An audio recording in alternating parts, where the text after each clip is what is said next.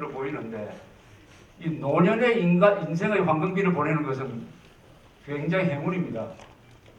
이거 대한민국 아니면 그렇게 할 수가 없어요. 대한민국 아니면은 다 놀러 다니고 뭐 여행 다니지. 이렇게 국가와 민족을 놓고 이렇게 싸울 수 있는 기회가 주지 않습니다. 그러니까 대한민국에서 태어난 것이 여러모로 행복하다는 그런. 그런데 이 검찰에서 결국 무혐의 처분을 내렸습니다. 무혐의 처분을 내리면서 그 근거로서 정문원 의원의 주장은 허위 사실로 볼 수 없다라고 판정을 했습니다. 허위 사실로 볼 수 없다. 허위 사실로 보지 않으면 뭡니까? 사실로 볼 수 있다는 말이죠. 그러니까 사실로 볼 수 있다. 그거는 NL 부분에 대해서는 한정시킨 발언이었습니다. 그런데 왜 사실로 볼 수 없느냐 하는 이유는 사실로 볼 수 있느냐, 허위 사실로 볼 수 없느냐 하는 이유는 국정원에서는 그 대화록 그 자체는 공개가 금지된 뭐 대통령 기록물이기 때문에 공개할 수 없다. 그러나 요약본이 있다. 요약본. 국정원이 가지고 있는 그 대화록의 요약본을 검찰에 제출했습니다. 그 요약본을 보고 이게 정확하게 요약이 됐느냐 해가지고 그 범위 안에서 원본을 또 대조를 했다고 그럽니다. 근데 그 요약본은 또 발표를 하지 않았습니다. 공개를 하지 않았습니다. 검찰에서는. 근데 이 요약본은 월간조선 2월호에 그대로 실려 있습니다. 그 전문이 실려 있습니다. 그러니까 월간조선 2월호를 보시면은 지금 많은 국민들은 모르고 검찰도 공개하지 않은 그 요약본의 내용을 알 수가 있습니다. 월간조선 2월호에서 이 요약본을 입수를 해가지고 공개를 했는데 원문대로 공개를 했으니까 그건 뭐 드문 사실이죠. 이 요약본은 2009년 봄에 국정원에서 만들어가지고 대통령한테 보고한 내용이 9페이지가 되어 있어요. 그 요약본 중에 NLL 문제와 관련된 대목을 제가 한번 읽어드리겠습니다. 왜냐하면 이것이 검찰의 판단에 바로 근거가 되었기 때문입니다. 이건 요약본을 읽는 겁니다. 제 개인적인 무슨 취재록을 읽는 게 아니에요. 그래 국정원이 그 대화록 중에서 중요한 부분을 요약을 해서 대통령한테 보고한 내용입니다. 노무현이가 이렇게 이야기를 합니다. 김정일한테 이야기하는 겁니다. 김정일 앞에서 NLL 문제 그것이 국제법적인 근거도 없고 논리적 근거도 분명치 않은 것인데 남측에서는 이걸 영토라고 주장하는 사람도 있습니다. 헌법 문제라고 나오고 있는데 헌법 문제 절대 아닙니다. 얼마든지 내가 맞서서 나갈 수 있습니다. 이렇게 얘기합니다. 그러면서 안보 군사 지도 위에다가 즉 NLL이겠죠. 위에다가 평화 경제 지도를 덮어 그려서 서해 평화 협력지대라는 큰 그림을 그려보자는 것입니다. 이렇게 얘기합니다. 여기에 대해서 김정일은 뭐라고 대답을 하고 있느냐 이렇게 얘기합니다. 정전협정을 평화협정으로 하는 기초단계로서는 제1차적으로 서해 북방 한계선을 쌍방이 포기하는 법률적인 조치를 취해야 합니다. 서부지대는 바다 문제, NLL 문제가 해결되지 않고서는 평화협력지대가 해결되지 않습니다. 이제 실무적인 협상에 들어가서는 쌍방이 다 포기한다. 이렇게 발표를 해도 되지 않겠는가 생각이 듭니다.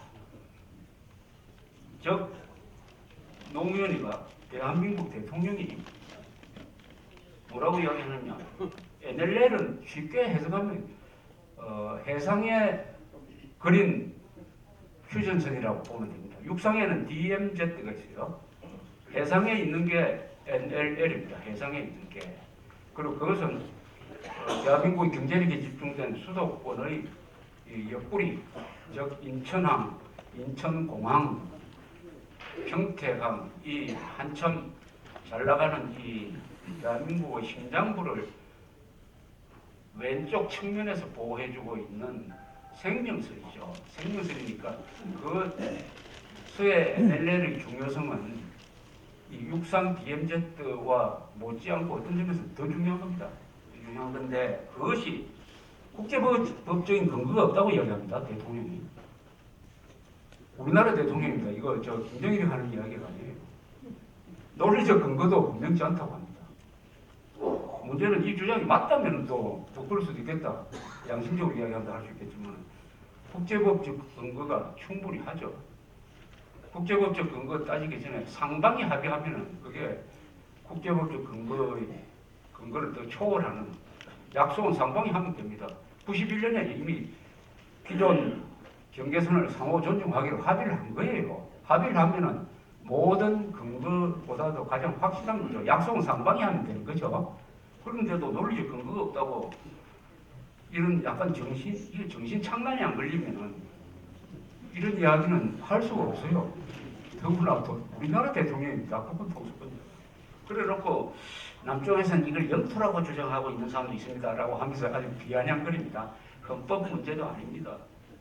내가 해결할 수 있습니다. 이렇게 안보 군사 지도 위에다가 평화의 경제 지도를 덮자. 즉 NLL을 군사 분계선으로 하지 말고 그 위에다가 평화협력지대라는 것을 만들자.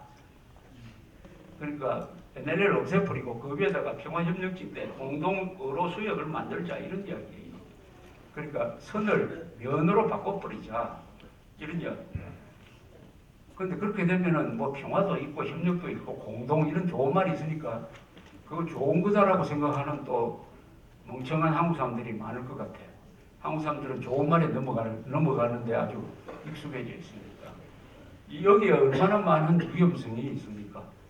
NLL을 기준으로 해가지고 등거리로 공동으로 수역을 만든다 하면 어떻게 됩니까? 북한의 선박이 지금 NLL 남쪽으로 와서 작전을 펼 수 있는 거죠. 그만큼 인천공항에 가까워지는 거죠. 또 그 인간들이 선도 안 지키는데 이 면을 지킬 리가 있어요.